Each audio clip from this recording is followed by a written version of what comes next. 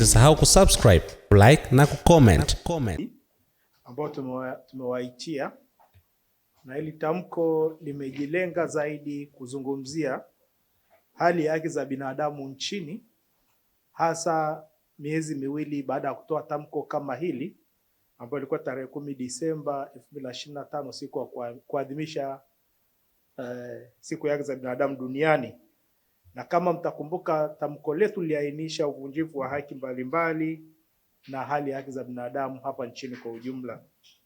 Kwa hiyo katika kujiangaliza, tulipoanza mwaka huu, tukaona tukutane na kuwaelezea yaliyojiri kwa kipindi cha miezi miwili, hasa kwenye eneo la haki za binadamu.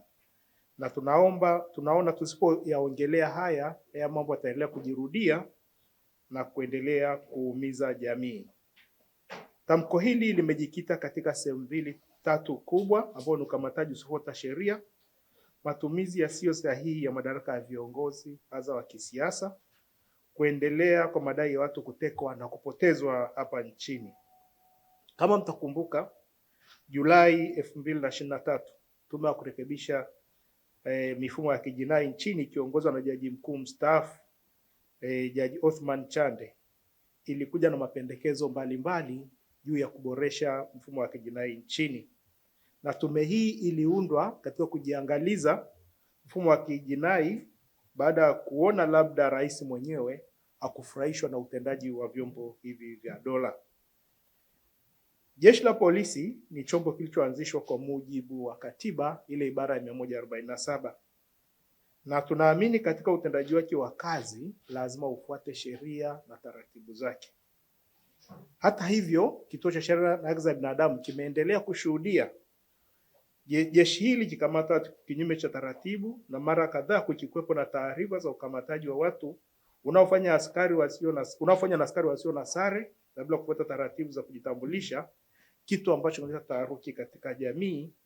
Na baada ya taarifa kusambaa kwa muda mrefu, jeshi hilo kujitokeza na kusema wao ndio wanahusika. Taarifa za hizi karibuni kwa ambao mnafuatilia, kwa baadhi ya matukio kwa watu waliokamatwa kwa utaratibu usiofuata sheria.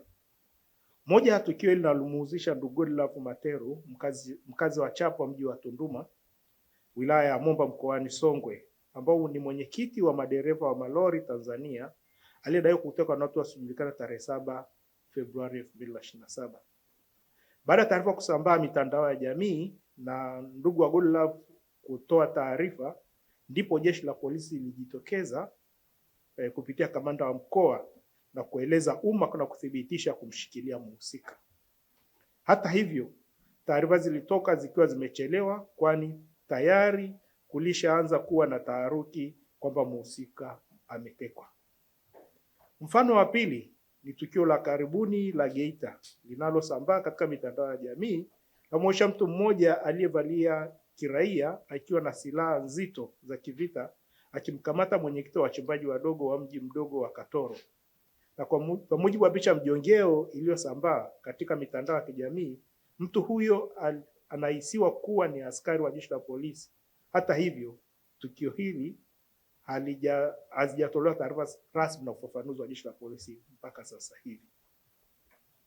Ndugu waandishi wa habari, tunapenda ifahamike kwa umma kuwa kwa mujibu wa kifungu cha 24 cha sheria ya mwenendo ya makosa ya jinai sura ya 20 kama ilifanywa marekebisho 2025, afisa polisi anapomkamata mtuhumiwa anapaswa kufanya yafuatayo.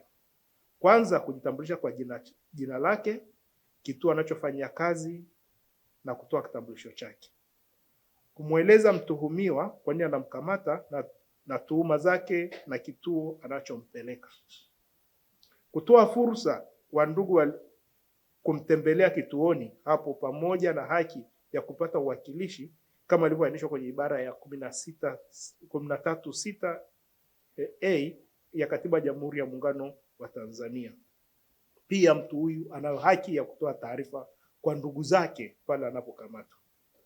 Aidha, kwa mujibu wa kifungu cha 51 cha sheria ya mwenendo wa mashauri ikisomwa pamoja na kifungu cha 226 kifungu kidogo cha 7, 8, 9 na 10 cha kanuni za utendaji wa Jeshi la Polisi, afisa wa Jeshi la Polisi atatakiwa ndani ya masaa 4 tangu kukamatwa kwa mtuhumiwa au amefanyia mahojiano, kama muda huo utapita bila afisa kuhusika kufanya mahojiano tajwa, atatakiwa kufanya maombi kwa hakimu kuongezewa muda usiozidi masaa 8, na kwa mujibu wa kifungu cha 52, na hii ni kwa mujibu wa kifungu cha 52 cha PGO ambao ndio inayosimamia. Hata hivyo, kuna jambo ambalo nafikiri limeshasahaulika katika jamii. Makosa yote kwa mujibu wa sheria lazima umkamate mtu kwa kutumia warrant. Warrant ni kibali unachokiomba mahakamani kwamba kwenda kumkamata fulani kwa kosa alilolifanya baada ya kuthibitika hivyo. Na pale unapokamata mtu bila warrant ni kwenye makosa machache sana ambayo tunasema ni exception to general rule. Kwa hiyo hata hivyo, kumekuwepo na matukio watuhumiwa kuwekwa mahabusu zaidi ya muda ulioamriwa kisheria bila kufanyiwa mahojiano na hakuna maombi yoyote yanayoombwa. Ndugu waandishi wa habari, ifahamike kwamba kwa mujibu wa kifungu cha 24 cha sheria hiyo, ndani ya saa 24 polisi anapaswa iwe imemfikisha mahakamani mtuhumiwa anayeshikiliwa. Kama itakuwa haijafanya hivyo, basi ni takwa la kisheria mtuhumiwa apewe dhamana ya polisi kama ilivyoainishwa kwenye kifungu cha 65, 66, 67, 68, 69 cha sheria hiyo ya mwenendo wa makosa ya jinai. Msimamo huu umewahi kutolewa pia na maamuzi na Mahakama Kuu Bukoba mbele ya Jaji Malata, ambapo ni maamuzi ya mwaka jana. Katika shauri la Bastini Justinian Waziri na mwenzake Rashidi Hamza dhidi ya OCD Bukoba na Rasio Kagera pamoja IGP na DPP, maombi namba 25281 2025 yaliyotolewa Oktoba mwaka jana, ambapo ulikuwa ni msimamo wa Mahakama Kuu kwamba kitendo cha Jeshi la Polisi kukaa na mtuhumiwa zaidi ya saa 24 bila kumfikisha mahakamani na kukaa naye ndani bila kumfanyia mahojiano ndani ya muda ni kukiuka katiba.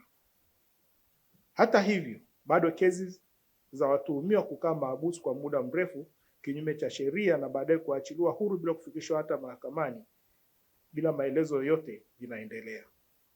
Tunapenda kulitaarifu Jeshi la Polisi kwamba Tanzania ni nchi inayofuata mfumo wa utawala wa sheria kama ilivyoainishwa kwenye katiba yetu ya Jamhuri ya Muungano wa Tanzania. Kwa hiyo ni rai yetu, lazima katiba iheshimiwe. Matumizi yasiyo sahihi ya madaraka. Jambo hili ni jambo ambalo pia la kusikitisha kwa sababu liwahi kutokea huko nyuma, lakini linaendelea kwa kasi. Umekuwa na utamaduni wa kawaida kwa matumizi yasiyo sahihi ya madaraka ya viongozi wa kisiasa, hususan wakuu wa wilaya, mikoa na baadhi ya mawaziri. Hivi karibuni ilisambaa kwenye mitandao ya kijamii taarifa zikimuonyesha mkuu wa wilaya ya Kisarawe ndugu Magoti akitoa amri ya kuwekwa ndani jumla ya watu 45 waliodaiwa kwenda Kisarawe kununua ardhi. Kwa maoni ya mkuu wa wilaya, ununuzi huo ulikuwa batili kwa hoja kwamba kulikuwa na mazingira ya udanganyifu. Ndugu wanahabari, msimamo wa LHRC, wakuu wa wilaya hawana mamlaka ya kipolisi kwa mujibu wa sheria ya mwenendo wa makosa ya jinai, ambapo polisi ndio pekee wenye mamlaka hayo. Ifahamike kwamba vipo vyombo vya kikatiba ikiwemo Jeshi la Polisi, vipo mamlaka ya kushughulikia masuala yote ya jinai na si mkuu wa wilaya, mkuu wa mkoa, waziri, kutokana na ukweli kwamba mkuu wa wilaya, mkuu wa mkoa hana vyombo vya kiupelelezi wala kiuchunguzi. Aidha, tunatambua kwamba namna moja au nyingine wakuu wa wilaya, mikoa, wenyekiti wa kamati za usalama ni wenyekiti wa kamati za usalama katika maeneo yao ya kazi, na wamepewa mamlaka chini ya sheria ya tawala za mikoa kuweka watu mahabusu kwa muda wa masaa 24 au 48. Lakini hata hivyo ni kwa mazingira maalum yasiyoangukia katika sheria ya makosa ya mwenendo makosa ya jinai. Hivyo ni polisi pekee wenye mamlaka hayo pale inapokuwa ni jinai. Ni msimamo wa LHRC pia, hakuna mahali popote ama ndani ya sheria ya ardhi ama sheria nyingine katika mchakato wa uuzaji wa ununuzi wa ardhi wanapomhusisha mkuu wa wilaya, mkuu wa mkoa, waziri. Badala yake sheria ya ardhi imeweka vyombo mahususi vyenye mamlaka inayobainisha mamlaka inayoratibu na upatikanaji na ununuzi wa ardhi. LHRC inasisitiza kwamba wakuu wa wilaya, wakuu wa mikoa waache matumizi mabaya ya mamlaka, hasa zinapohusishwa tuhuma za kijinai. Kinyume chake, jeshi la polisi litekeleza wajibu wake kwa mujibu wa sheria na katiba ya nchi. Pia katika mchakato wa uuzaji au ununuzi wa ardhi, vyombo vilivyopewa mamlaka ya chini ya sheria viachiwe majukumu yake. Mfano mwingine hapa karibuni, mmeona kwamba aliyekuwa waziri wa ardhi akiamriwa kulipa fidia kwa kujichukulia sheria mkononi kwa kuvunja jengo la mtu eneo la Mbezi Beach, Dar es Salaam.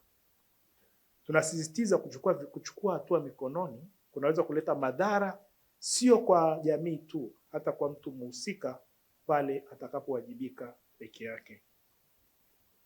Madai ya watu kupotea na kutoonekana. Ni jambo la kusikitisha kwamba bado taarifa za watu kutoweka na kupotea zinaendelea kuripotiwa katika nchi yetu. Mfano mzuri, taarifa iliyotolewa karibuni kwa umma tarehe 5 Februari na shirika moja la kidini ambalo ni Katoliki juu ya kutoonekana kwa Padre Peter Rwezahura aliyekuwa akihudumu katika shule ya msingi Mtakatifu Bakita iliyopo Msoma mkoani Mara, ambapo kwa mujibu wa taarifa hiyo padre huyo amepotea na hajaonekana takribani miezi 6 sasa. Licha ya shirika hilo kufanya juhudi za kila aina kumsaka padre huyo, lakini ni kwa bahati mbaya mpaka sasa hivi hakuna taarifa zote kutoka kwenye vyombo husika kwenda kwa umma. Hitimisho. Ndugu wanahabari, ni msimamo wa LHRC kwamba matukio ya utekaji hayakubaliki na yanapaswa kulaaniwa na kila Mtanzania, kwani matukio ni kinyume cha sheria na yanakiuka haki za watu pamoja na mikataba ya kikanda na kimataifa ambayo Tanzania imeridhia. Jeshi la polisi linatakiwa kutekeleza majukumu yake kwa mujibu wa sheria. Ni wito wetu kwamba jeshi la polisi litoe taarifa kwa wakati pale linapomkamata mtu badala ya kusubiri uvumi wa kutekwa ili kuondokana taharuki katika jamii. Lakini pia linapokamata lifuate taratibu za kisheria. Viongozi wa kisiasa wajiepushe vitendo vya matumizi mabaya ya madaraka na yaliyo kinyume cha utaratibu wa sheria. Jeshi la polisi liwape haki ya dhamana wale wote wanaoshikiliwa kwa makosa ambayo yana dhamana, na kama kuna ushahidi wa kutosha juu ya tuhuma zinazowakabidhi wafikishwe mahakamani ndani ya muda uliowekwa. Ndio wasiwasi wetu na ndio sababu tumekuja tufanye hili tunalolifanya hapa mbele yenu. Huenda kwao inawarahisisha katika kufanya kazi, lakini kwenye nchi ambayo ina utawala wa sheria lazima ufuate sheria na misingi yake. Sisi tuna katiba, tuna sheria, tuna mikataba ya kikanda na kimataifa ambayo inalinda haki za binadamu. Jeshi la polisi nadhani ni muda wa kukumbushwa kwenye misingi yake. Ni kwa bahati mbaya hatujapata shauri la karibuni ambalo polisi ambaye amekiuka sheria au alienda kinyume na sheria na kumtendea mtu ndivyo sivyo, ambaye amewajibishwa na labda kuamriwa kumlipa mtu fidia. Na haya matukio kila serikali inapotia mkono yanayolalamikiwa, mara nyingi polisi wanaonekana wamefanya ndivyo sivyo. Nitapa mfano wa matukio mawili ambayo yatakumbukwa kwa karibuni. Kesi ya Zombe, watu walipiga kelele hivi. Nini kilitokea? Rais Kikwete aliunda tume ya Kipenka na ile kaainisha mambo madudu ya ajabu ambayo alifanya kinyume na ambacho jeshi la polisi linasema. Kesi ya karibuni ya Mtwara ambao waziri mkuu aliingilia kati, yule kijana aliyeuliwa tena kwa kuchinjwa na viungo vyake kuzikwa sehemu tofauti tofauti, mfanyabiashara wa madini. Ilipoundwa tume na kuchunguza, mnaona kilichoibuka na unaona polisi wanawajibika, wako mahakamani. Huenda polisi wanafurahia kwa sasa hivi kwa vile huenda wanaofanya ni ya kisiasa ambayo hayana madhara kwao, lakini pale utakapounda chombo cha kuchunguza huenda watu wakawajibika wengi. Na ndio maana hata kwenye tume ya kijinai tulipendekeza kwamba tuende kitu tunaitwa Police Oversight Body. Nchi ambazo zimepitia madhila kama ya kwetu, Kenya kipindi cha Moi, South Africa kipindi cha siasa za ubaguzi, waliunda chombo kinaitwa Police Oversight Body, ambacho ni chombo cha kiraia. Ni chombo kinachopokea malalamiko dhidi ya jeshi la polisi. Na kila mwananchi ambaye anaamini kwamba jeshi la polisi limekiuka sheria na anaenda kule kulalamika, mara nyingi jeshi lile limeonekana lina hatia. Changamoto ulionayo Tanzania sasa hivi, jeshi likifanya ndivyo sivyo, naenda kulalamika kwenye jeshi hilo hilo na lenyewe ndio linatoa taarifa. Na hata kwenye shauri la Uzombe walitoa taarifa, lakini ilipofanyika kilichofanyika, taarifa iliyotolewa ndivyo sivyo. Hivyo hivyo na Mtwara. Mtakumbuka Bwana Kombo kule Handeni alitekwa siku 30, siku 29, siku 30 kaibukia mahakamani. Wananchi wanapiga kelele, polisi nao wanasema tunachunguza. Lakini siku 30 anaibukia mahakamani Tanga, ametoka mikononi mwa polisi. Ni vitendo ambavyo tungekuwa na mifumo ya uwajibikaji, mifumo ambayo inawabana hawa watu, wangewajibika. Mwenzetu Tito hapa mwezi wa 12 mwaka gani alitoweka hapa siku 5, tulipita vituo vyote, polisi wote wanakataa. Siku ya 5 anaibukia Kisutu, ameletwa na polisi baada ya kuja kumhoja kwa mshikio kituo cha Tazara hapo, amefichwa huko ndani. Na tulipita kote na walikuwa wanasema hatunaye, lakini ndio jeshi letu.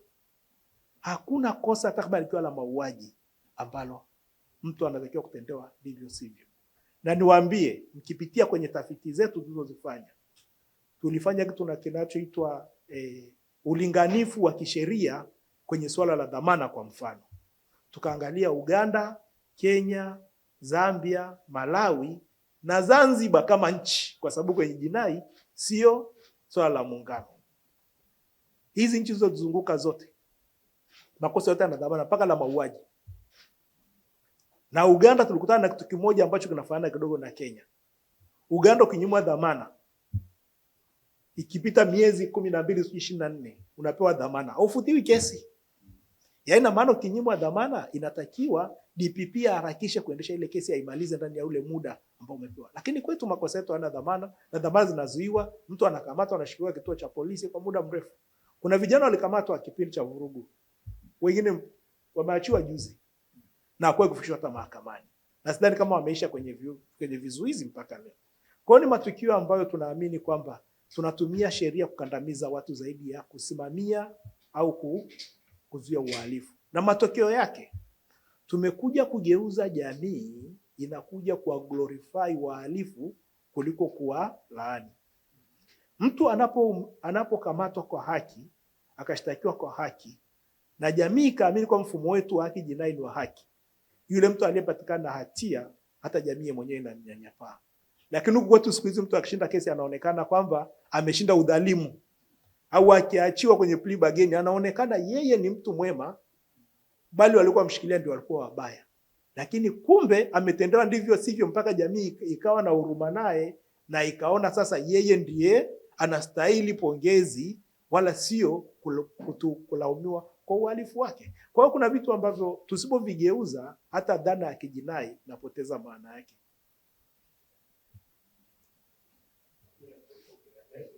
Ukimuuliza Mdude walioenda kwake anaweza kuambia ni polisi. Ukiangalia matukio yaliyotokea ya kufanana na hayo Polepole, utasema labda ni polisi nao walienda. Lakini hakuna hiyo nafasi. Kwani Bwana Ali Kibao aliposhushwa, si alishushwa na polisi? Walitamsha ni polisi. Nyingi litokea baada ya hapo. Lakini tunaporuhusu matokeo yanatokea, angalia kuja kuumizwa maofisa wa TRA kwa sababu anaenda kufanya kitendo kile kile alichofanywa Ali Kibao kwenye mazingira yale yale. Kwa hiyo mwananchi siku zote amekuwa ni mtu dhaifu. Ni Bwana Tarimo tu hapa Kiluvya ndiye aliweza kupambana nao. Si mtakumbuka? Bwana Tarimo tu sijui alifanyaje akaweza kupambana nao. Sasa sisi hatuwaambii kwamba wananchi waingie vitani na bwana mmoja kule Tarime ambaye alitoa silaha akawadhuru. Si unakumbuka? Ya Tarime si mnaijua? Alienda kutekwa hivyo hivyo. Hatusemi wananchi watumie silaha, lakini tunawakemea wale ambao wenye mamlaka, ambao wana jukumu la kulinda uhuru na amani ya nchi hii waache kufanya vitendo hivyo. Na mifano ipo ni mingi tu ambapo wananchi wamesimama wakafanya mapambano, madhara yamekuwa ni makubwa na wamekuja kuumizwa watu ambao hata hawahusiki. Nakumbuka kuna kipindi kuna wapimaji walienda kule Sibai, watu wanapima, wananchi wakatoka na moto kabisa, wakachoma na gari, si mnakumbuka? Na waliwaua kwa sababu imefika sehemu hata ukiona Land Cruiser unaiogopa. Kwa hiyo ukisema wananchi wachukua hatua mikononi, sheria mikononi, pia unajenga jamii ambayo haitatawalika. Bali tunawaambia wale wenye mamlaka sasa ndio wabadilike. Katiba haikutungwa kwa ajili ya wananchi, kuwadhibiti wananchi. Ilitungwa kwa ajili ya wananchi kuitumia kudhibiti watawala. Kwa sababu tunaamini kwamba tumeshawapa madaraka makubwa, wanaweza kutumia mabaya akaturudia akatuumiza. Kwa hiyo sisi ile katiba ni kwa ajili yetu kuwadhibiti nani? Watawala. Kwa hiyo tufike sehemu tuwawajibishe na tuwakumbushe. Na hata tunapoongea hivi huwa wanakereka kwa sababu hawapendi pia ijulikane kwamba vitendo hivi vinatokea. Ndugu nani? Kwa mujibu wa sheria zetu, ili uweze kushtaki lazima yule mwenye aliyedhurika moja kwa moja ndiye aende kuchukua hatua. Na kwa kawaida wanasheria wanaitwa sio ambulance chasers. Wale wenye matatizo ndio watakiwa waje kwetu. Sio sisi tuende tukawatafuta wenye matatizo tuambie njoo sasa tuwashtaki polisi. Lakini pia kuna changamoto moja nyingine kubwa ambayo inakutana na wananchi wanaokutana na haya. Ili uweze kufanikiwa kwenye kesi kama hii, lazima umjue askari kwa jina lake na kituo chake aliyokufanyia hivyo. Kwa hiyo mimi siwezi kwenda kushtaki chombo chako cha habari kama umenikosea, bali nitamshtaki Israeli Mapunda pamoja na chombo chako cha habari. Maana ili niweze kushinda hii kesi lazima nionyeshe madhara aliyonifanyia Israeli. Inaitwa vicarious liability, jukumu la mwajiri. Kwamba yule mwajiriwa anapoenda kudhuru mtu akiwa anafanya kazi aliyotumwa na mwajiriwa na mwajiri anawajibika. Lakini huwezi kumwajibisha mwajiri bila kumpata huyu mwajiriwa aliyefanya madhara. Sisi kama nimejibu swali lako bwana Israel. Basi nawashukuruni. Ili kwa wa kwanza kupata habari zetu, tafadhali usisahau kusubscribe, like na kucomment.